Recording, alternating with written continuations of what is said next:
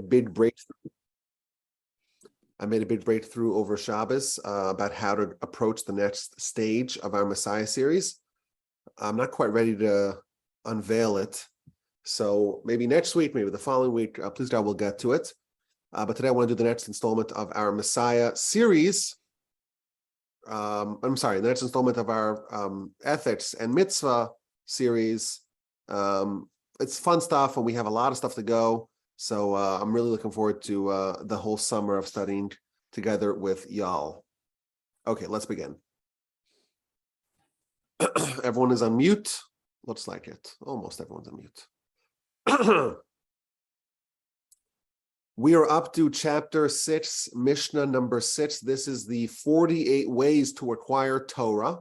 And we're up to way number 23. Our sages, they're really experts on acquiring Torah, on acquiring wisdom. And it's kind of amazing that they organized for us 48 different ways to do it. And we're up to way number 23, Belev Tov, with a good heart. If you have a good heart, that is a way to achieve wisdom. Now, what exactly does a good heart mean? It sounds very ambiguous. So the two questions we have to ponder are, what exactly are our sages intending when they say a good heart as a means to acquire wisdom?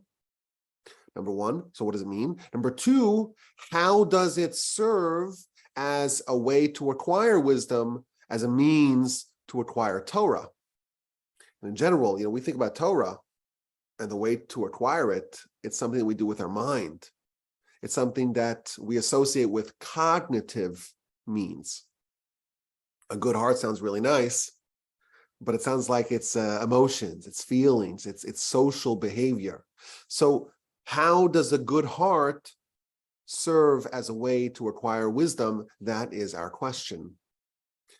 And I want to suggest today 3 different approaches. Of course, they're not mutually exclusive, but 3 different ideas of what it means in this context to have a good heart and how that can serve as a way to acquire wisdom, as a way to acquire Torah. The first idea is the idea of being joyous in someone else's success. When Moshe was commissioned by the Almighty to go save the Jewish people, he launches into a weeks-long series of objections. He doesn't want to do it. He doesn't want the job. He doesn't want the promotion. And this is told in chapter 3 and 4 of the book of Exodus. Moshe is being told, hey, God's selecting you to go save the nation. And all of us will be very eager to take that job. What glory, what responsibility, what a legacy. And Moshe doesn't want it. And the real reason why he doesn't want it is because Moshe has an older brother, Aaron. And Moshe is worried that Aaron may feel a little bit hurt by the fact that Moshe, the younger brother, is getting this promotion and Aaron is overlooked. And when Moshe presents that argument to God, God says, Aaron, you worried about Aaron? When Aaron sees you, he'll be happy. He'll be glad in his heart. Aaron is someone that does not have even a smidgen of envy. And when he sees Moshe triumphing, he sees Moshe achieving this pinnacle, this apotheosis of career success, he's going to be happy, not just superficially, but even in his heart. And because of that, our sages tell us, Aaron merited to have the breastplate, the choshen, on his heart. Aaron is the prototype of having a good heart, where in his heart, he's happy for others. If we take that to the pursuit of wisdom, we can find perhaps one idea in what our Mishnah means when it talks about a good heart and how it connects to wisdom. Most of us, at least by default, we tend to be very protective, very motivated by advancing our own agenda, not necessarily the agenda of others. And we may get territorial about our own ideas. my idea is better than someone else's idea? What if objectively the other person's idea is better? Doesn't matter. This one's mine. And this is the one that I protect. This is one that I cherish. This is the one that I value. We're motivated. This is, of course, not a good quality, but by design, by default, we have the Yetzer Hara, and the Yetzer Hara says, no, your idea is better, and what you thought of is more brilliant than what someone else thinks of. And to have a good heart, like Aaron, it means to be able to celebrate someone else's success, someone else's insight. If someone wants wisdom, and they're only using their own mind, they're handcuffing themselves. They're hamstrung in the pursuit of wisdom. There's only one mind that they could tap into to achieve wisdom. But imagine someone is receptive to other people's ideas, and they're willing to accept other people's ideas with the same intensity that they accept their own ideas. They have a good heart. And they're always learning from other people. And they're like the wise person that the Mishnah earlier tells us, Ezeu Chacham, who's the wise person? He who learns from everyone. They learn from everyone because they have a good heart. And they could stomach the idea that someone else's ideas have legitimacy as well. So someone with a good heart is willing to accept the triumphs of other people. That's someone that's going to be receptive to other people's ideas. And they're going to be able to achieve more wisdom than working as a lone wolf on their own. You know, in the yeshiva, the ethos of the yeshiva is very much oriented around this. Even the youngest, most junior of the students can challenge, not only that, is encouraged to challenge the great masters. When someone gives a lecture, it's open season. It's fair game. You have a great sage who authored many books, is a legendary Torah figure throughout the land. And once they walk up to the podium and they begin to present their argument, it is open season. You're allowed to challenge them. You're allowed to question them. You're allowed to scream at them if you disagree. And if you're right, they will accept it. Why? Because anyone who achieves that level of wisdom has a good heart and is receptive to other people's ideas. We're trying to find the truth. We're trying to find what the Almighty wants in the Torah. And yes, of course, there are 70 facets of Torah. There are different dimensions of Torah. But if I can disprove your idea, you have to accept that. Why? Because we're arguing over the Almighty's Torah. There are many legendary stories of great sages who they present their idea in public. And there could be 1,000 participants in the lecture. And someone from the back of the room gets up and says, no, you're wrong. And I could prove it. And the sage will listen. And if indeed the questioner is correct, they will relinquish their claim. And there have been stories of great sages who close their book and say, you know what, you're wrong. You're right and I'm wrong. We'll have to work through this again. That is a good heart. That's a heart that's able to be happy for other people's ideas. Don't appeal to authority. No, I'm the sage, and who are you, some puny little kid?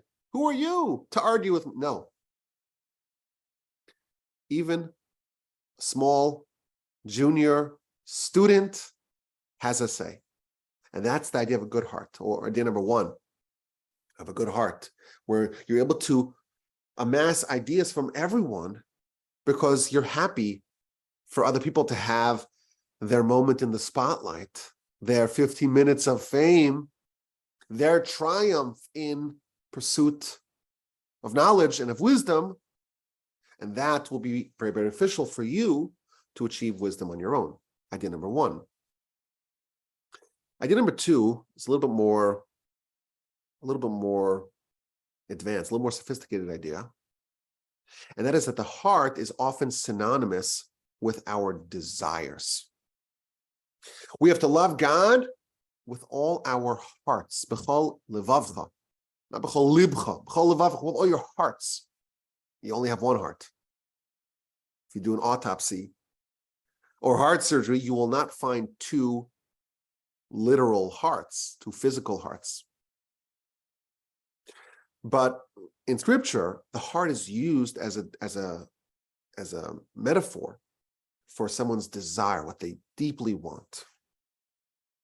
And very often we have two hearts. We have the good heart and we have the bad heart, known as the Yetzer Tov, the good inclination, and the Yetzer Hara, the bad inclination. And we're told in the beginning of the Shema, we have to love Hashem our God with all our hearts, the good heart and the bad heart. Both of them have to love God. What does that mean? It means that even our quote-unquote bad heart can be made good, can be used as a means to love God and to advance the agenda of our soul. This is a big idea, central idea of our philosophy. We don't believe that you have to completely dissociate from something that the Almighty gave you. Everything that the Almighty gave you can be used to advance your spiritual agenda in life. Even the ostensibly bad heart can be made good. Of course, this is really what life is all about. Life is about overcoming, neutralizing, but even channeling the Yetzer Hara so it doesn't become an impediment to our spiritual advancement. In fact, it could even contribute towards our spiritual advancement. So if someone has a good heart, it means that the Yetzer Hara, the evil inclination, is not working against them in their pursuit of the agenda of the soul. We start off life, we have a bad inclination. It's an unbelievable thing. A little bit of the primordial serpent is within us. It's a crazy idea. And it serves as a fifth column within our heart. And it directs our life, or at least it encourages poor decisions, ones that will harm us in the long term. And our objective is to wage war against this foe within us. And if we have a good heart, it means that the Yetzer Hara, well, to the degree that we do have a good heart, the Yetzer Hara is not operating within us negatively. All this comes to play in the question of Torah. Torah is the Almighty's mind, so to speak. We have a very hard time connecting to the Almighty via theology, but his mind is transposed, so to speak, to frames of reference that we can understand in the Torah. Thus, we have an entire system of the Almighty's way of thinking that we can understand. We could read the Torah, laws of commerce and interpersonal behavior, laws that we can relate to and understand. It's been formatted for human consumption. Unbelievable idea. And by connecting to Torah, we're adapting ourselves to the will of the Almighty. And we're upgrading our minds and our lives to be more in line, to conform with the will of the Almighty. And the more we connect to Torah, the more we become congruent with our soul and with the spiritual world. And this is the epicenter of the battle of the Yetzer Hara. Nothing undermines the agenda of the Yetzer Hara as much as the study of Torah. Nothing. In fact, the Talmud tells us, I created the Yetzer Hara, I created the Torah as an antidote. The exact opposite of the Yetzer Hara is Torah. And therefore, the Yetzer Hara is very threatened when we are trying to study Torah. Its empire is under siege. It's being threatened. And therefore, the real battle of our life is Torah versus the Yetzer Hara. That's where it meets. That's where the 2 points are. That's the front lines. And this Mishnah reveals that there is a virtuous cycle here. I start off in Avi Yetzer Hara. How do I overcome that? With Torah. But what happens as a result of that? As a result of that, every success, every triumph of Torah cleanses the bad heart and makes it a little bit good or less bad, but it moves it, inches it in that direction. And now I have a good heart, or at least relatively. It's been improved slightly. Well, what's the result of that? Now that the Yetzer Hara is weakened, there's this virtuous cycle now that the study is easier. And thus the study becomes easier, and thus the heart becomes better, and that makes the study easier, and that makes the heart better. And that's the virtuous cycle. And that's the mitzvah. Every mitzvah drags with it another mitzvah that we read earlier in the book. So the Yetzer Hara does not want us to study Torah. And therefore, when we start, it's very hard, very difficult. It will launch every one of its tricks. It will deplete its arsenal, its repertoire of tricks, and it's got a lot of tricks to get us to stop studying, to prevent us from starting to study. Why? Because this is life and death, the Yetzer Hara. And that's why the beginning is very hard. The first step is murderously hard. But the second step is going to be easier. And the third step is going to be easier. And so on. It's going to get progressively easier and more enjoyable. Why? Because the heart has been remedied. The heart is now better. The Yetzer Hara's influence over a person and a person's heart has been diminished with every bit of Torah study. And that's this process that's being outlined in this picture. You have a good heart. How do you get a good heart? You got to improve the Yetzer Hara, the bad heart. Well, how do you do that? With Torah. And that feeds back to Torah study. Now it's a little bit easier because your opponent has been weakened, and so on. The virtuous cycle continues until the Yetzer Hara has been completely cleansed, completely neutralized. And of course, that's a lifetime's work, but that's what we are mandated to do. This is a very advanced idea. We want to have a good heart. Well, what does that mean? We start with a bad heart. Now, of course, we cannot be blamed for the Yetzer Hara that we have implanted within us. We didn't choose it. But that is a fact, a reality of all humans ever since the sin of Adam. And that's going to stop us or prevent us or try its hardest to prevent us from studying. And that's why it's really hard at the beginning. But once you start, you're improving the heart, and thus you're making the subsequent study easier. And the more you have a good heart, the less resistance you face, and the more you can connect to the Almighty's wisdom. So that's idea number 2. A good heart means a heart that's less under the thumb of the Yetzer Hara. And finally, idea number 3, and that is that a heart is indicative of a person's actual reality. How a person actually behaves, how a person actually lives, how a person actually interfaces with the world.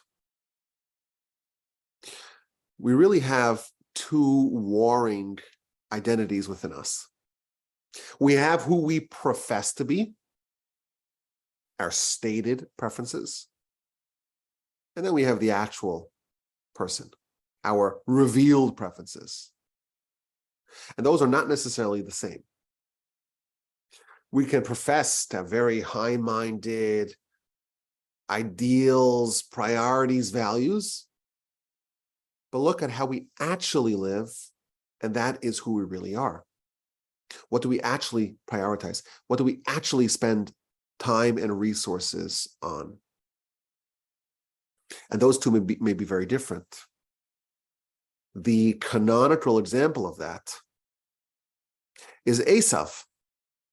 We know the story of Esav, Jacob's twin brother. The Talmud, the Midrash talks about how Esav died.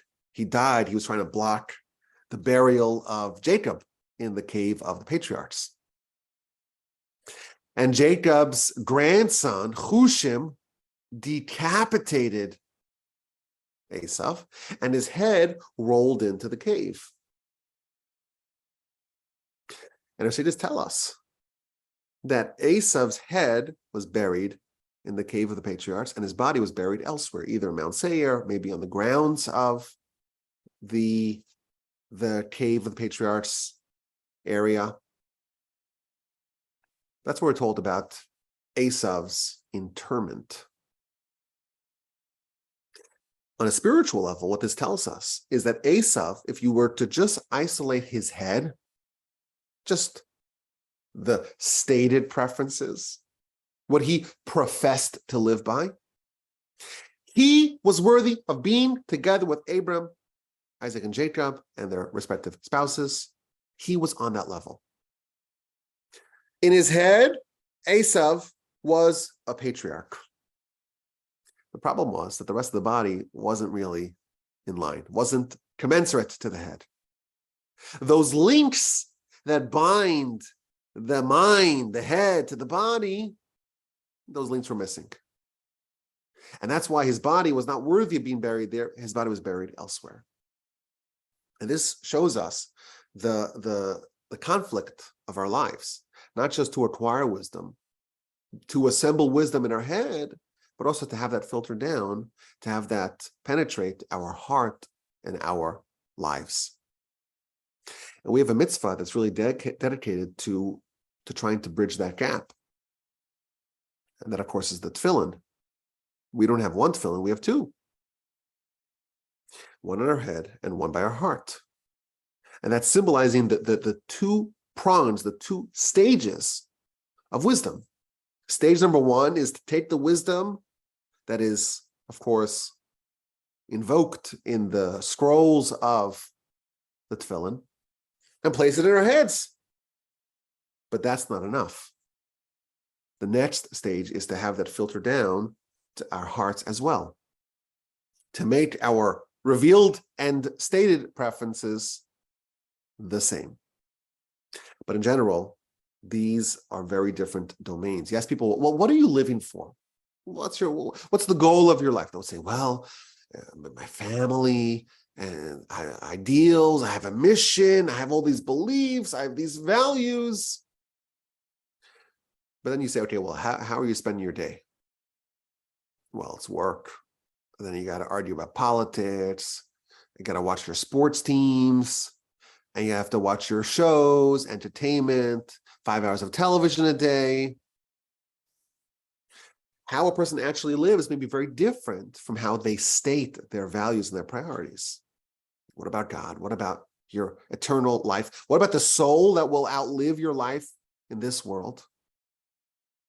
How central is that? That may be an area where there's a wide gulf between your mind and your heart, between your stated, professed preferences and your revealed preferences. Our sages tell us that the distance between the mind and the heart is greater than the distance from heaven to earth, which, parenthetically, the Talmud tells us is a 500 years journey, whatever that means. What we theoretically value and live by may be very different from how we operate in our hearts. We may have very lofty ideals in our heads, but in our hearts and our behavior and how we actually live our life, it may be very petty, maybe very low.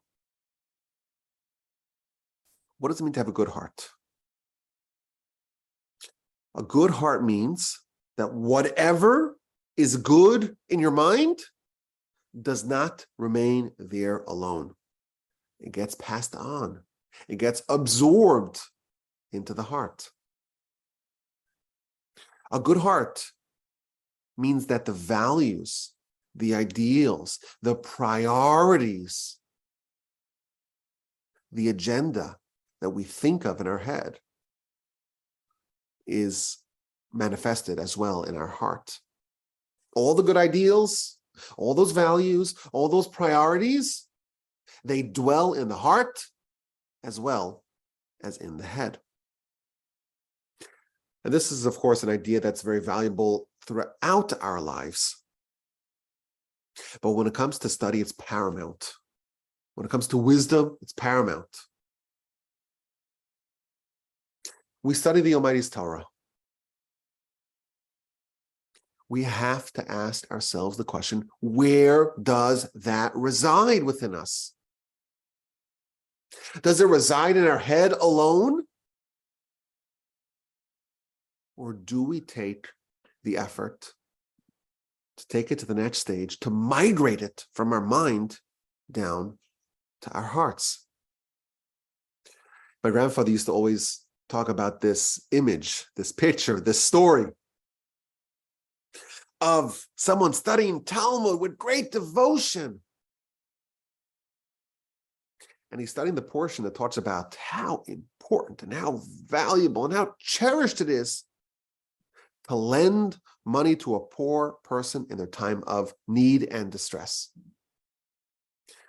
The Torah lauds someone who lends money to the poor when they really need it.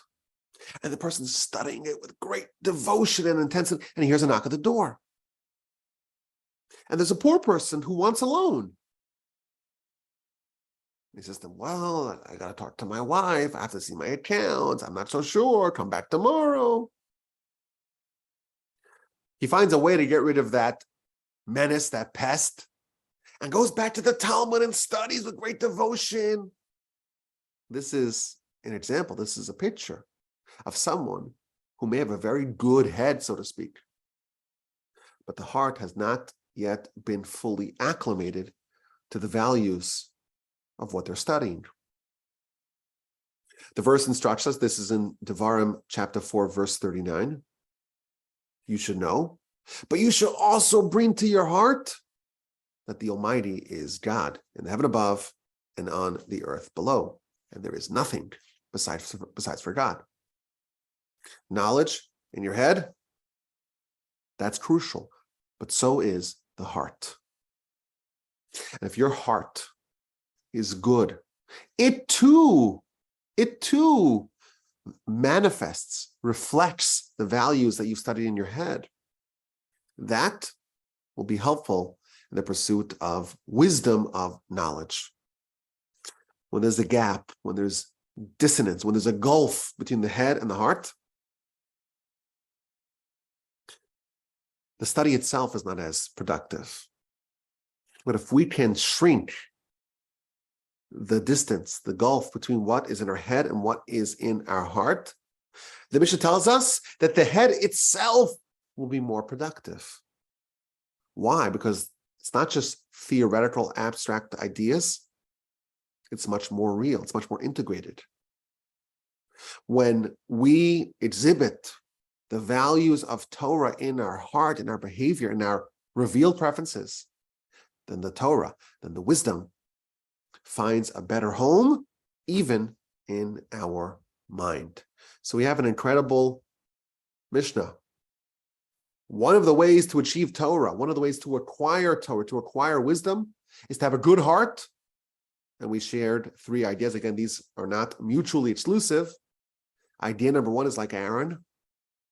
A good heart means to be happy with the success and the accomplishments of others, and that will result in us being able to learn from every other person that we encounter. Idea number 2 is that a good heart, means a heart that's cleansed of the Yetzer Hara, and that is the force that's trying to stop us from studying Torah. And the result of that is the virtuous cycle, where the heart becomes progressively more cleansed, and thus it becomes easier and easier to study. And idea number 3 is the idea of applied wisdom. It becomes much more real, much more integrated. It's part of you. It becomes enmeshed within you. The wisdom penetrates more deeper, there's a more intimate connection with what you study. And that paves the way for greater achievement in your studies as well. Way number 23. How do you achieve wisdom? Our sages, the greatest experts the world has ever seen in this question of how to achieve wisdom, they tell us one of the ways is with a good heart. A good heart is a means to achieve Torah, to acquire wisdom. We'll pause for any questions. Anyone wants to chime in a little bit here? I have a quick question. Go ahead. In the beginning, you were talking about the Yetzer Hara.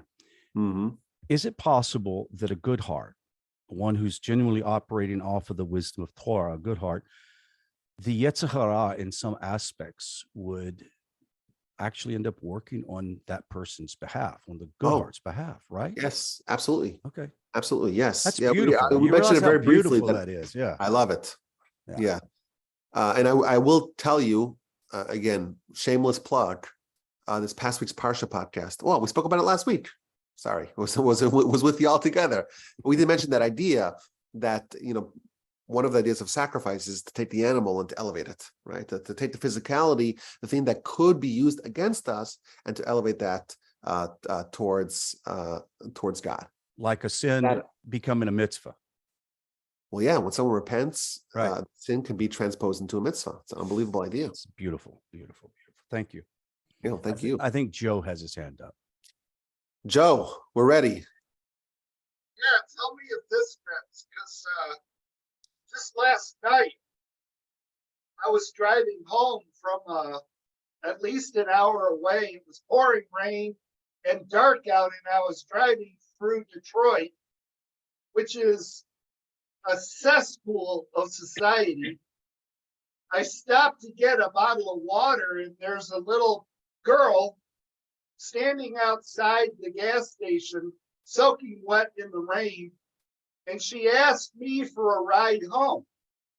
And I was thinking, on the one hand, I don't know if she's a prostitute, or maybe she has drugs, maybe she has a gun, and she wants me to drive her to inner city Detroit where I could get killed. But then on the other hand, I was looking at the pouring rain, and here's this little girl asking me for help. And I'm like, Joe, even if you get killed, you're going to be doing it because you're helping somebody. And, I was thinking about the Torah and Rabbi Wolbe, and what are the people at the group going to say? And I decided to drive her home. And is that the good heart that you're talking about? Well, again, I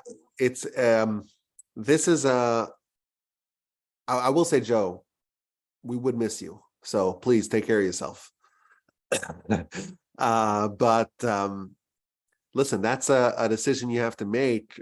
You should not endanger yourself to do a mitzvah. So if you feel like it's an actual danger, I think it's hard to give any hard and fast rules about this, because every situation is different. But if it's a situation that there's actual danger, I would advise against it. But if you could sense that it's just the right thing to do, and the danger is not as real, if it's not really a palpable danger, then of course that's a good heart. That's kindness. Yeah. Yeah. Well, I guess you survived, right?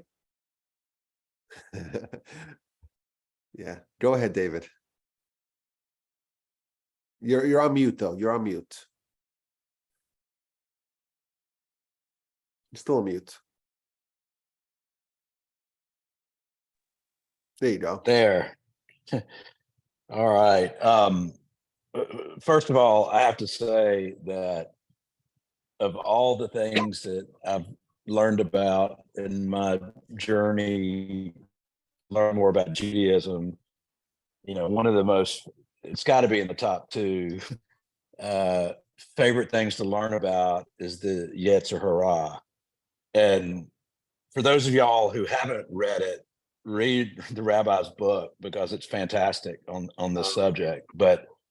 And it's one of the things that when I do make it down to Houston for a visit, I want to corner you for a couple of hours and ask you questions about it, because I really think that it's one of the keys to God's creation and God's plan for us, is how to deal with the Yetzer Hara and overcome it. And as somebody was saying earlier, I think it was Rod, turning the Yetzer Hara to serve God, as the ultimate, perfection. But anyway, I won't ask all my questions, obviously, but one of them is, can't help. Yeah, well, first of all, my Yetzer Hara is like the strongest. It's like the 8,000-pound gorilla, and it's hard to overcome it and fight it. But just knowing it's there helps. But it's so much a part of me, the temptations and the inner talk and the just the way that it operates on me. It makes it hard for me to think that it's not melded into one with my soul. In other words, when I die, and hopefully, God willing, go to Olam Haba, I think there's teachings that your soul leaves leaves the Yetzer Hara behind. It's hard for me to see that. I mean, I think it's part of who I am. I think it's part of David Block. If it wasn't for the Yetzer Hara, I'd be a completely different, being. Yetzer Hara, let's just clarify, you'd be an angel.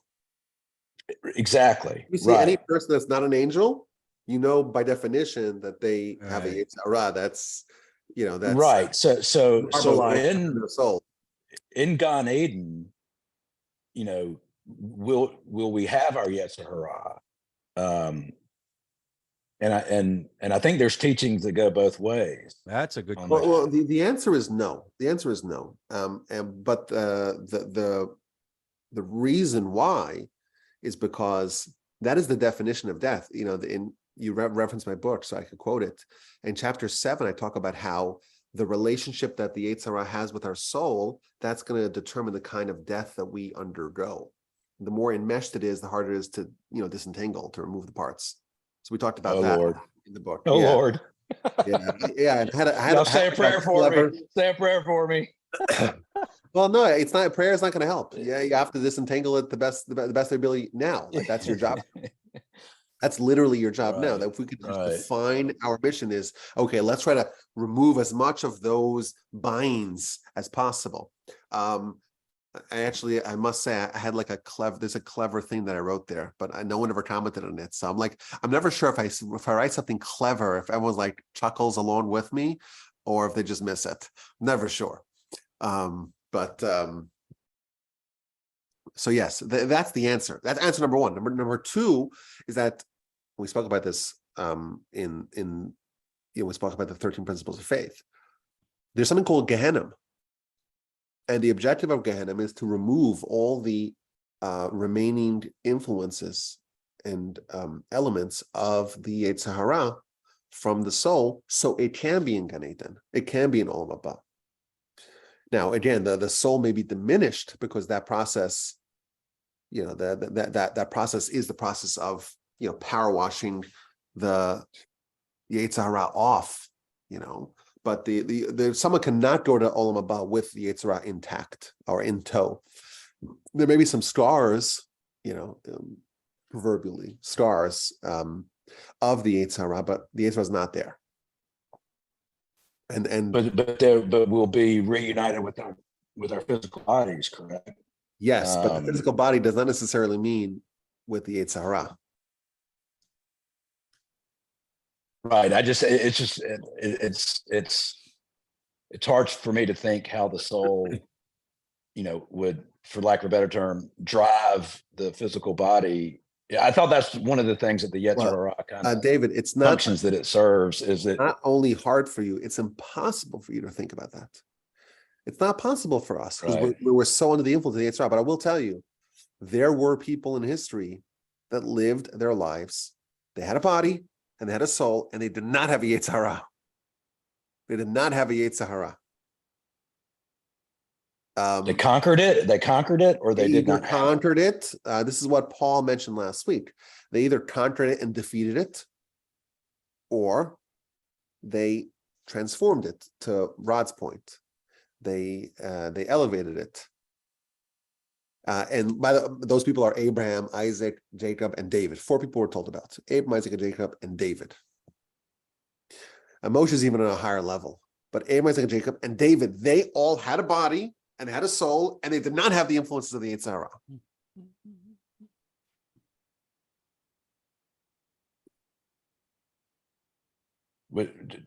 To be continued. Yeah.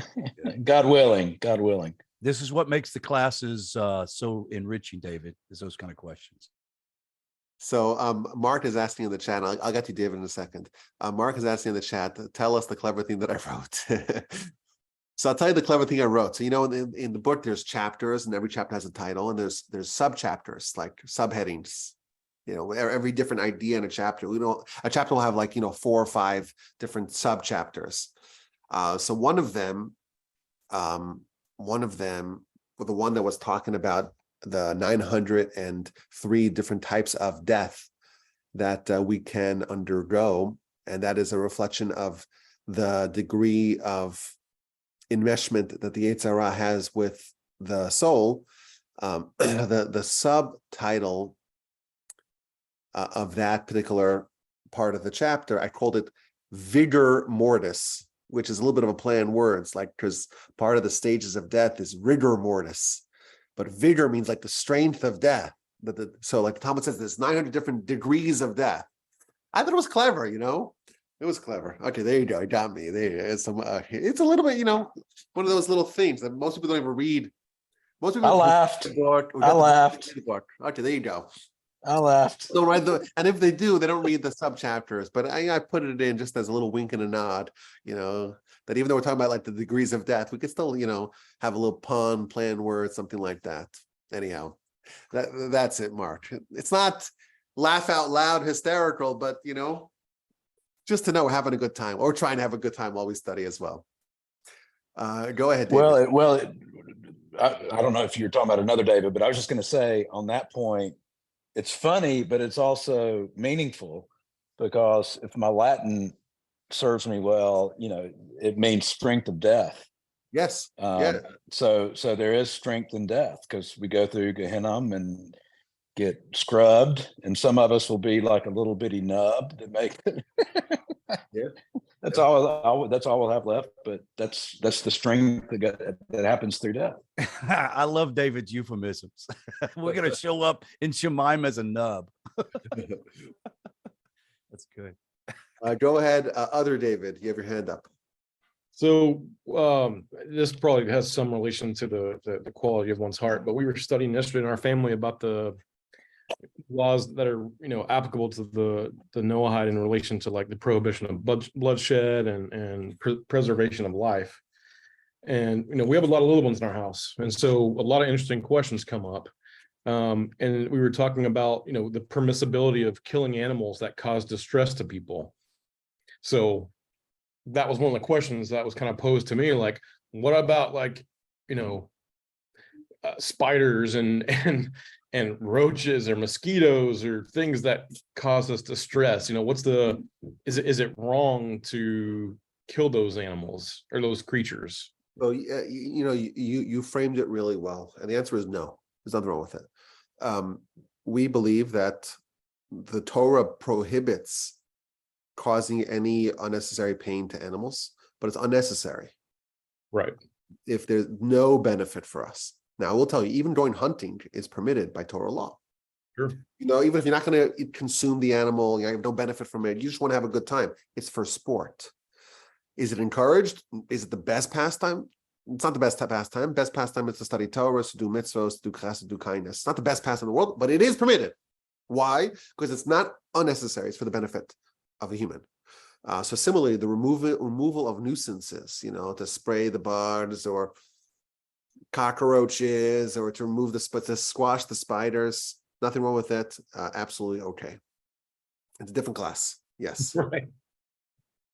Go ahead, Joe.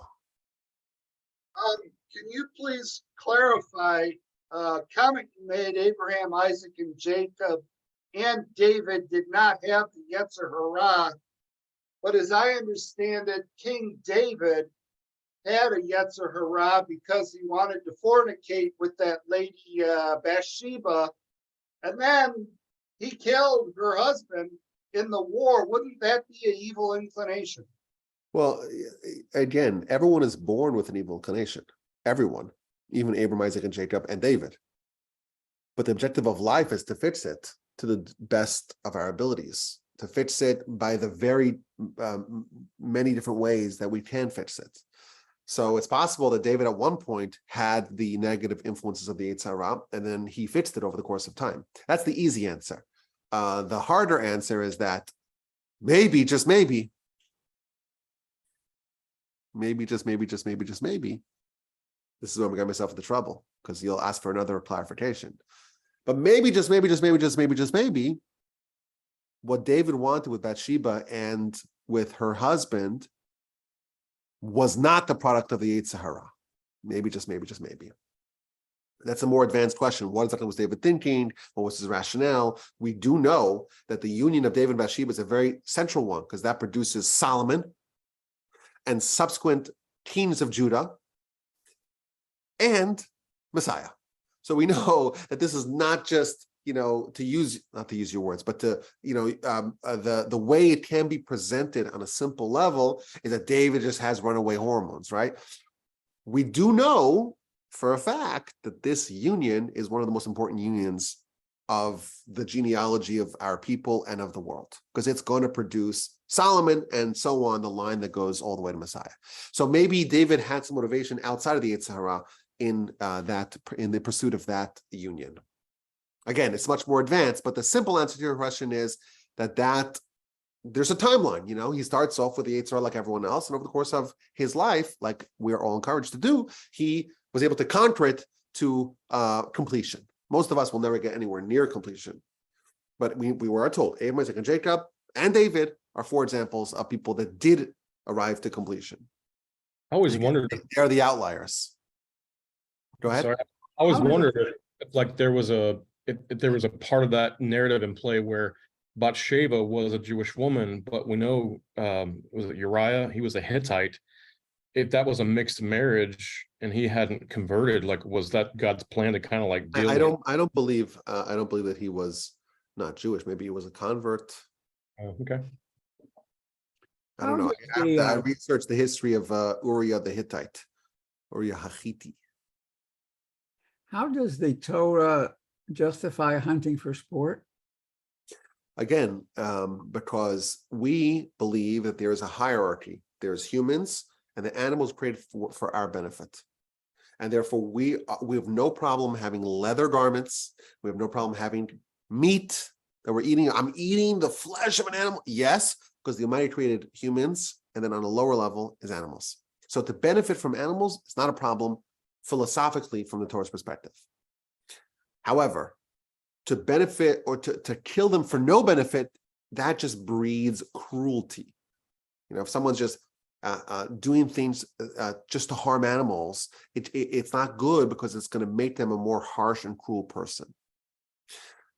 When it comes to hunting for sport, because it is for the benefit of the human, it's for sport, it is technically permitted. Again, it's not the best pastime, but it's technically permitted because it's not needless harming, killing of animals. It is for a purpose. You may argue that it's not the best purpose in the world, and I would agree to that.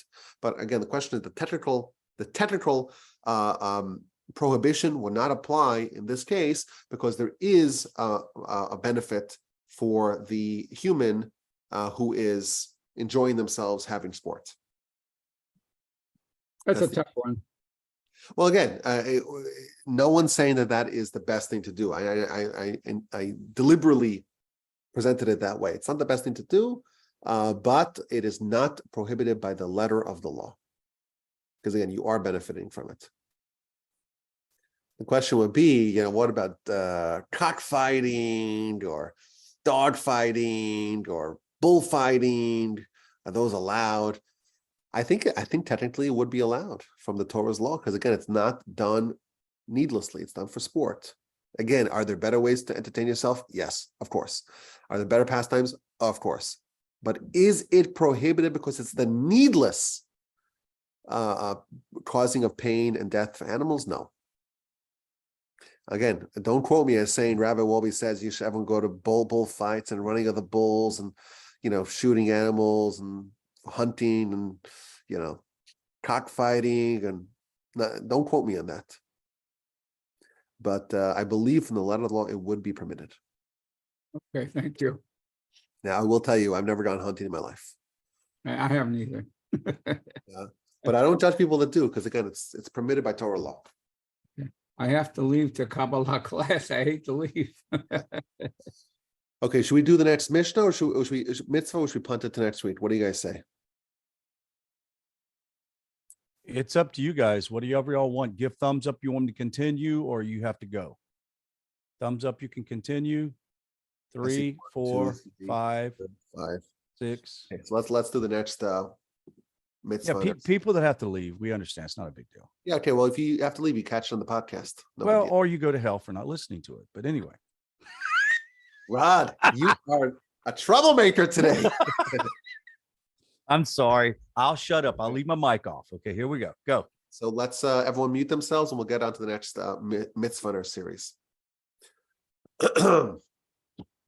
We are up to mitzvah number 131. Again, we are still in Leviticus, but we have reached a milestone in Leviticus in that we have finished the mitzvos that are featured in the first parsha of Leviticus, Parshas Vayikra, and now we're on to the mitzvos that are featured in the second parsha in the book of Leviticus, Parshas Tzav.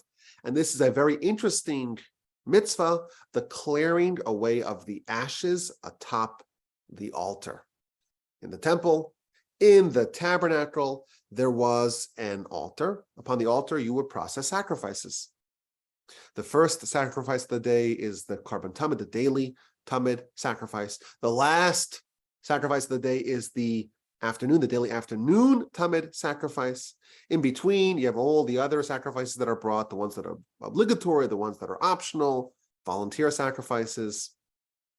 And then you have those two bookend sacrifices, the Tamid offering of the morning and of the afternoon. And overnight, the sacrifices were burning atop the altar. This, by the way, mirrors the prayer schedule. We have the morning prayer that is a fulfillment, so to speak, of the morning Tamid offering. The afternoon prayer is the afternoon Tamid offering. And the evening prayer, which can go the whole night, that corresponds to the burning of the sacrifices done overnight. In the morning, there are a lot of coals and ashes atop the altar. Before the beginning of the day's services, before you start any sacrifices, we have mitzvah number 131. And that is to clear away the ashes from atop the altar, the ashes from yesterday, the ashes from the sacrifices of the day prior. Before you offer any new sacrifices, you remove the ashes of the previous day's sacrifices. This is done by a Kohen. He takes a special shovel and he digs into the coals and he scoops up some coals that's been really, really burnt well. Ideally not the coals of logs of wood, but really ones of animals, of sacrifices that have been really, really burnt well. And he scoops a shovelful and he walks down the ramp of the altar and he deposits the ashes near the altar in a designated location. In that place, there were other things like various feathers and bird sacrifices that were not burned. This is on the eastern side of the altar. And the Talmud tells us that these ashes would miraculously be absorbed into the ground. Now, the Kohen, this mitzvah is only by taking one shovelful of ashes from atop the altar. What about the rest of the ashes that were present atop the altar? So they remain piled up on the altar. They are moved to the side, as we shall see, but they remain atop the altar until it gets full. And then when it's time to clear it out, there's a second process. This is not a standalone mitzvah, but there's a separate process called hotzah sedation, to remove the ashes periodically. There was a complete cleaning of the altar. All the ashes were removed, and they will be placed outside the city, not on the floor of the temple, but outside the city. But this is not done every day, and this is not our mitzvah. Now, when the tabernacle was still being used during the course of the 40 years in the wilderness, whenever they transported the altar, they cleared it off entirely. But the mitzvah that we're talking about today, mitzvah number 131, that relates to the daily practice of removing a shovelful of ashes each morning. Now, the Sefer Chinuch, the book that we are using to study the 630 mitzvos, in every mitzvah, he gives us a reason, some idea that makes sense to us. Why would we have this requirement to remove a shovelful of ashes every day, and then on occasion to remove all of them? That is to beautify and glorify the temple. The temple is about having a place where we can advance our relationship with the Almighty. And part of it, of course, is sacrifices and all the other things that were done in the temple. But it's much nicer when there's not so much ashes strewn about. It's more beautiful when the altar is cleaned, it's cleansed, it's polished of all the ashes. And he also adds, when there's, of course, a fire atop the altar, when there's so much ashes everywhere, the fire doesn't burn as brightly. It's influenced by the environment. So you clean it out and the fire burns better. These are two reasons that he offers us to make the temple a nicer place, and thus a place that's more conducive Rod to have. Bryant, Houston, Texas, USA. To everyone, remember folks, Thursday night Whoa. class is postponed for the 4th. I don't know if did everyone hear that, or was that just me? Everyone heard it? I think it's a new feature of Zoom that it accessibility anyhow. So I'll I didn't do that on purpose. That must be new. I think So I think guess when somebody puts a chat in their question to you, it'll read it. I think it's only the host, maybe. Oh, sorry Maybe, about I don't that, know. Rabbi. Much contrition and sadness for my interruption. No worries. Where were we? Okay, let's continue. So we have two reasons here. The temple is more beautiful when the ashes are cleared off. And then the impact of the location of the temple is going to be augmented. It's going to be more powerful. And also the fire will burn more brightly, and thus it'll be a more powerful fire. Now, as he always does, the Sefer Chinuch offers us a sampling of mitzvahs. Again, every mitzvah follows the same pattern, gives us the basic idea of the mitzvah and the reason, or a reason that can be palatable for us, and some sampling of laws. He tells us this is a priestly service, meaning it cannot be done by an ordinary Israelite. It must be done by a priest. And the priest must be properly attired, bedecked in the special garments of the priest. He wore the specially priestly garb. However, it's not the same priestly garb as he offered for service. Think about it. You're going up to the top of the altar, and you're getting a bunch of ashes, and you're shaking all the ashes about. You can imagine how dirty you would get doing that. So therefore, there is a separate set of garments that every Kohen had. It's the same garments, but they're old. They're maybe like a backup pair. It's like when you get your clothing dirty, you say, okay, when I paint the house, I'll wear these, these pants and this shirt. This is like my dirty clothing. It's the same clothing, but now it's a little tattered, it's a little ripped. It's the backup pair. The Kohanim, the priests, would have a backup pair of clothing. It's the same clothing. You have to wear the special priestly garb, but it doesn't be like the nicest one, because you're after all going to get very dirty, and you're going to be all full of ashes, and so you wear a separate designated garment to not get your other set of garments all dirty and soiled. It's not appropriate. Leslie Witkov. To everyone, Shalom. Shavua Tov. Hope all of you are well. Everyone heard that, right? Okay. Okay, we're going to come up with new rules. Okay, go ahead. We have to ban the chat.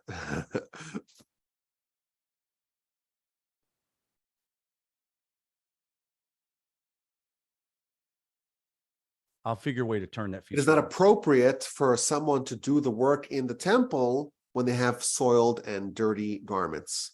And the example that he gives is that it's not appropriate to serve a master with soiled garments. You think of how in a restaurant you have the cooks, the line cooks, and they're all with the food and they're getting all dirty and sweaty.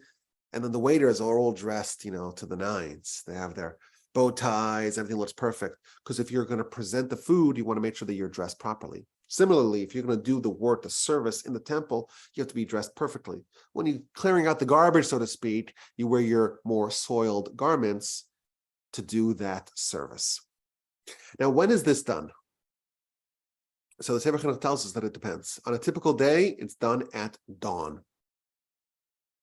On festivals, these are busier temple days, it's done at the beginning of the last third of the night. You divide the night into 3.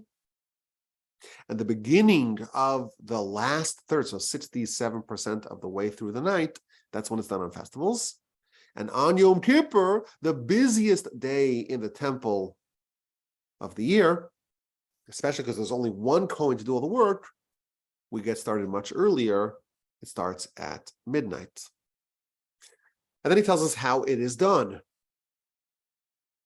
The Kohen that wins the lottery, as we shall see, the Kohen who wins the lottery to be the one to remove the ashes, they first must immerse in a mikvah. And then they get dressed, again in the backup pair of clothing. And they wash their hands and feet from the key or from the laver.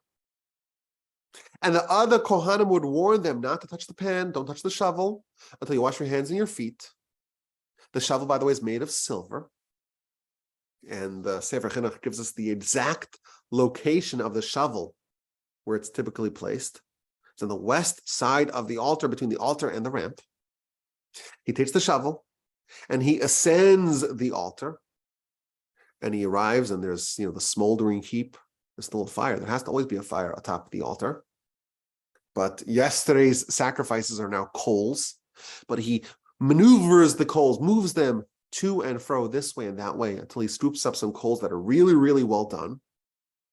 And he takes in the shovel and he descends the altar down the ramp.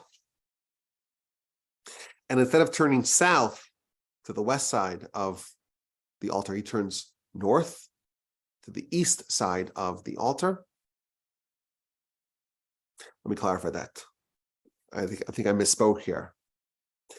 And instead of making a right turn to go to the west side of the altar, when he walks south down the ramp, instead of making a right turn, he makes a left turn and goes on the east side of the altar north, walks about 10 cubits to the designated spot where the ashes are placed, places the ashes and the coals on the floor. And again, this is where the other items were placed, the feathers of the birds and the leftovers, the ashes of the inner altar and the ashes of the menorah. And this is the daily mitzvah of the Trumas Hadeshin, of the removal of the ashes. And afterwards, the Kohanim all of them will go up on top of the altar. Of course, they have to wash their hands and feet first, and they would take shovels and forks and they would pile up the rest of the ashes, not that one scoop full. The rest of the ashes, they would put in a designated spot atop the altar. And then when that gets filled up, they would load it up into a large copper vessel, load all those piles, those mounds of ashes into a large copper vessel, and it will be transported outside the camp, outside the city. This is a very interesting mitzvah. The first activity done in the temple every day, the removal of the ashes. And again, there are 2 types of removal. The mitzvah is one Kohen who wins the lottery with the shovel and following that specific designated process. And then when it really, really loads up, when the ashes really are overflowing, it would all be removed, but that's not the daily mitzvah 131. Now, this is a really interesting part of the daily tabernacle and temple protocol.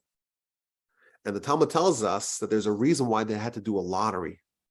You think about it, there are a lot of jobs in a house that people really like to do. They want to cut up the steak, or they like, my kids like to sweep the floor, but not to scoop it up, just to move around with a broom. But to take out the garbage, that's not as coveted. People don't want to do that as much. But the temple's garbage, so to speak, to remove that was a highly coveted activity. And all the Kohanim wanted to do it. And they instituted a lottery because previously they had a different system, and that was a race. First come, first serve. But there were some tragedies that happened, and they switched it to a lottery system. The Talmud tells us there are actually two stories. One of them is an incredibly wild story, and one of them is also a sad one. There were two Kohanim who were running up. It used to be that whoever got up first, they would do it. So the Talmud tells us that there were two Kohanim, and they're both running up the ramp. And they were it was neck and neck. And one of them pulled out a knife and stabbed the other one in his heart. He was so committed to get it first, he murdered the other guy. And the Talmud tells us that it really was a crazy story, because you cannot have a dead body in the temple. And the father of the murdered person was also present. And he says his own child was dying, and he's thinking, well, the child's not dead yet, and therefore the knife is not impure yet, and therefore we could pull the knife out and there wouldn't be impurity conferred to the knife. The Talmud said this is a crazy, crazy story. Like, you think about how crazy. At first the guy stabs him, and the father's worried about the purity of the knife. And the commentaries there tell us that this is right before the destruction of the temple, or it was at some point before the destruction of the temple, where the sanctity of life was diminished in the eyes of the people. And the father of the person who's being killed is more concerned about the purity of the knife than the death of his son. But this did not change the policy. This story, this crazy story, the Kohen who did it was obviously a little crazy, a little cuckoo. He was mentally unwell. And therefore, this was not enough to get them to change the policy. But there was a second story the Talmud tells us. Again, a close race down to the finish line. And there was no murder that happened there. Instead, one of the contestants shoved the other guy off the altar, and he tumbled down the altar, and he broke his leg. And this, the Kohanim reasoned, this is something which could happen again, and therefore they changed it to a lottery system. We're not going to have this mayhem of free-for-all. It's going to be a lottery system. Any Kohen who has never had the privilege of offering, of doing this service, of removing the ashes, they were a candidate, and everyone would put up one finger or two fingers, and they would throw out a number, and they would count. They would have a lottery system to find out which Kohen is going to do this mitzvah 131 of removal of the ashes. Now, I will tell you that a couple of years ago on Parshas Tzav, I recorded a Parsha podcast on this subject, on this ceremony of the removal of the ashes and the secrets that are there. There were a bunch of interesting questions. I'm not going to go through everything that we talked about, but maybe you could find it and listen to it. The title of the podcast is Parshas Tzav, Ashes, Ashes, We All Rise Up. And the questions that I posed were, what's the point of this mitzvah? Like there's a lot of ashes there, and you want to clear them away. We get that, but you only remove one shovelful. Number one. Number two, why is this so desirous? All the Kohanim are clamoring to do this mitzvah, and they one guy even did a murder because of it. Another guy shoved the guy off the altar, and they had to do a lottery system. Everyone was so desirous of it. What's the idea? And question number three was, typically the direction in the temple is things go on top of the altar. The animals go up on the altar. Things are brought to the altar. And here we have the opposite process. Things that are on the altar are removed from the altar. There's got to be some symbolism behind that. Why are we taking these ashes? And there's a mitzvah to take them from the altar and bring them in the opposite direction to remove them off the altar. Typically, we think of things to go there, not to be removed. So what's the secret of it? So I will tell you to listen to it. I think it was quite interesting. What does it represent? Why is it so cherished?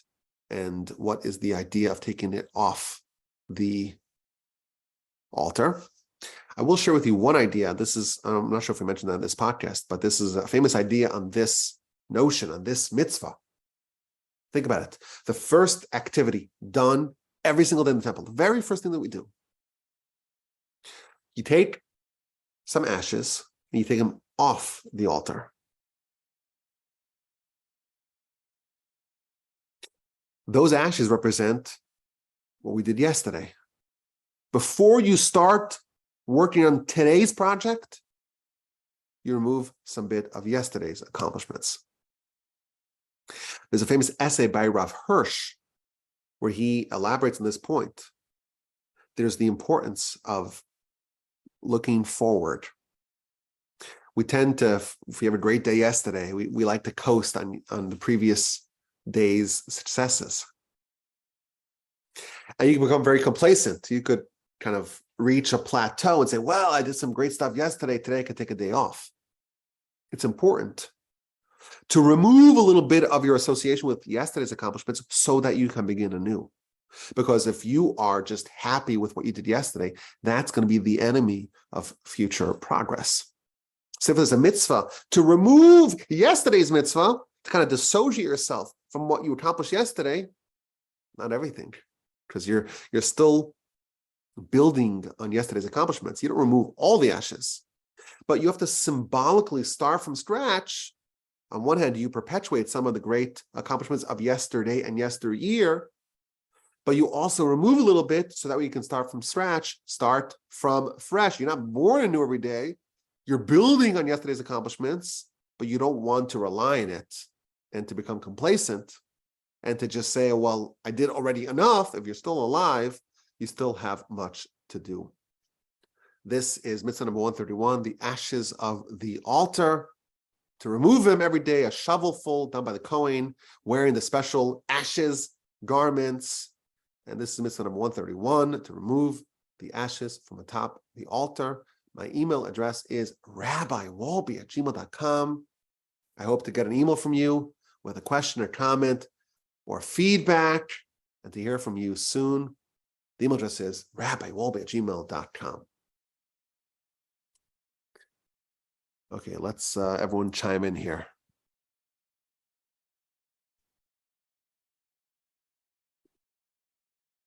Does it still make noise? I guess if somebody types something into the group, it'll read it out loud. So just remember that, guys.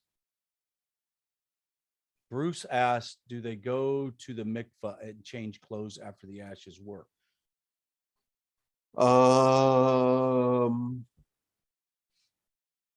Do they go to the mikvah afterwards? The Sefer Chinuch does not talk about that, but try to remember what the process is. I remember they have to change, but I don't remember how that process works. I don't know if they need to. Really? I guess it depends on what their job is for the rest. Well, before they walk into the temple, they always have to go to mikvah, wash their hands. Right. Wash their hands and feet, change their clothing. Yeah, they wouldn't need to change their clothing to do any more work in the temple. Right. But I don't know if they would need to go to the mikvah again. I don't think that the answer is yes. Maybe yes, but I don't think so. Rabbi, is there any correlation between the ashes, removing the ashes, sort of some level of representation that there is a removal or the removing of that which represents you being put on the altar, right? The animal, and you're removing the ashes is almost like when you do tshuva to remove the past from what you have done tshuva over. Does that have any correlation? I love that.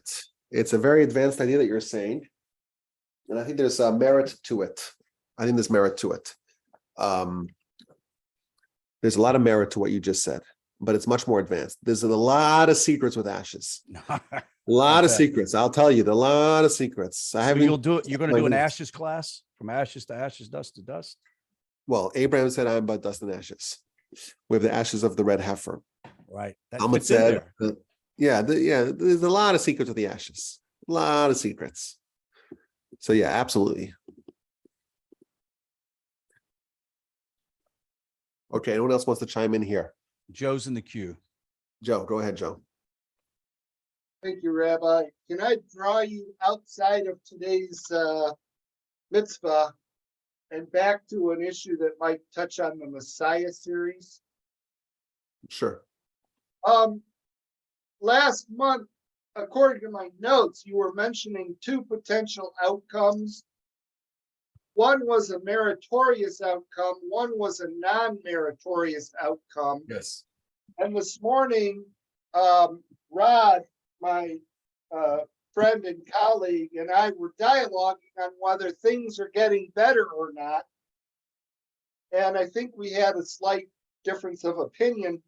According to the online report, Christianity is growing at 1.17% growth rate.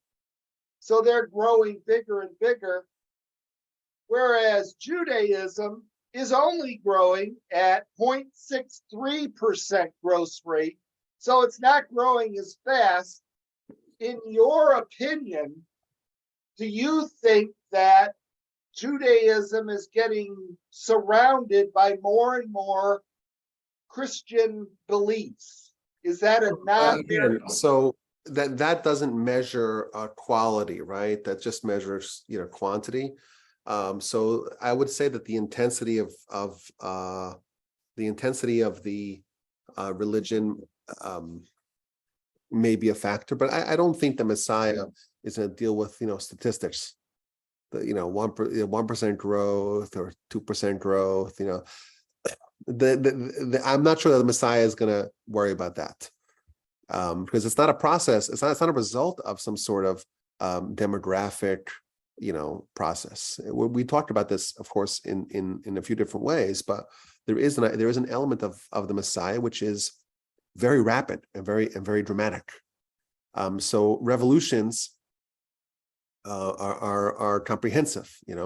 What percentage of Russia did Lenin and the Bolsheviks control in 1912? 0. And how much they control in 1922? All of it. Again, not to compare Messiah to Lenin or the Bolsheviks. Don't misquote me on this. But the point is that a revolution changes everything all at once. So if the messianic transformation is going to be a form of a revolution, the incremental changes that happen beforehand may not be material.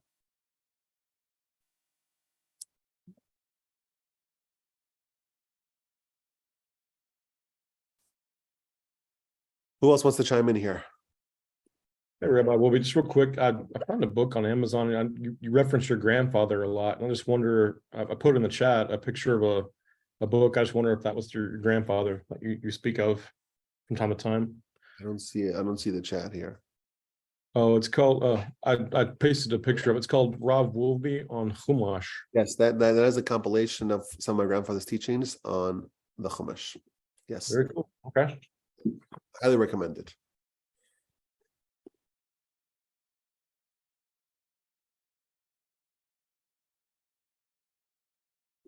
Who else wants to chime in? Please, please, please. Sandy, you better go. Sandy. We want to hear from you, Sandy. Well, I have one question, and it goes back to the good heart. How did you know that is exactly what I needed to hear today? I've been studying you. That's how. Yeah. This happens a lot. This is the handiwork of the Almighty. It's not me. I don't monitor you that closely. Well, it does help that I slip you a few bits of that helps. tidbits occasionally. Okay. No, the part about the gulf between my stated preferences and what I actually do really that speaks to everyone, because everyone has that. Really hit hard. So it was tough to hear, but thank you for saying it. Well, I'm glad it was beneficial, but you don't feel bad, because you're literally not the only one. There's no one who does not have that. No one who's trying to improve their life has that. Avoids that.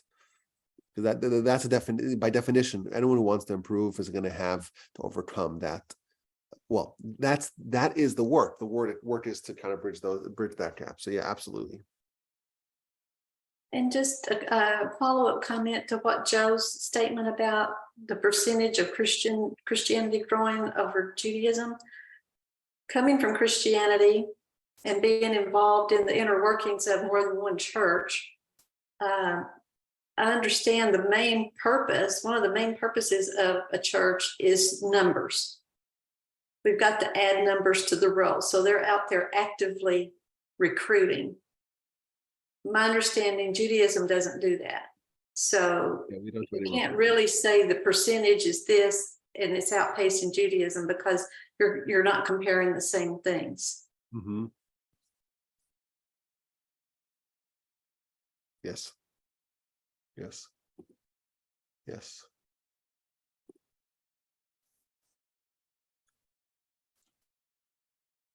Joe, your hand is up. Is that because you didn't take it down, or?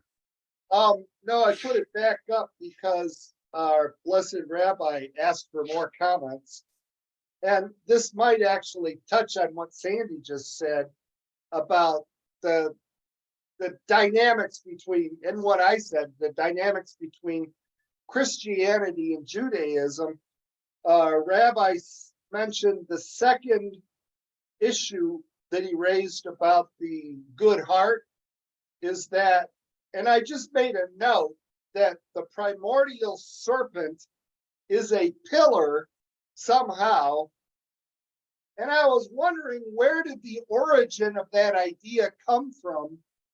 Because did that come about like in the 1500s, or does that go back before Christianity? Because I'm beginning to view Christianity could be a great way to learn about something that's wrong, that's not good to do.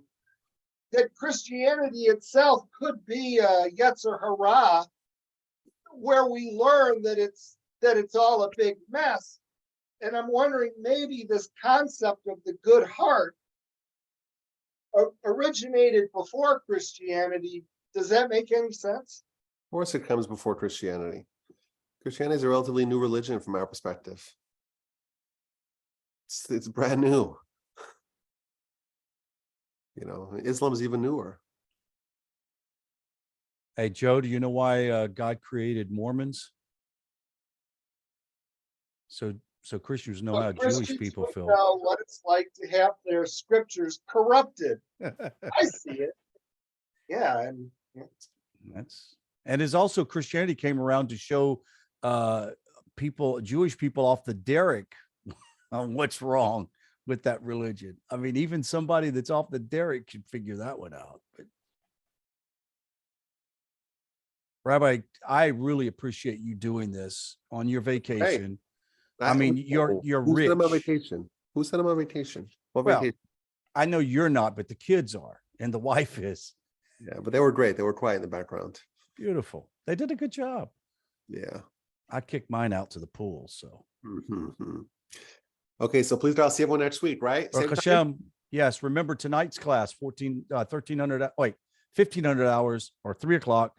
And then we have Tuesday night's class is been rescheduled or canceled because of the 4th of July. For all you people shooting guns in the air in Texas, you'll enjoy it. So until then, Sandy, do I have any other admins that I have forgotten? I think you covered it. Beautiful. See you guys this afternoon at Tree. Karen, it's good to see you. Charlie, Ben, James, Mary, Mark, you guys take care. Shavuot Tov.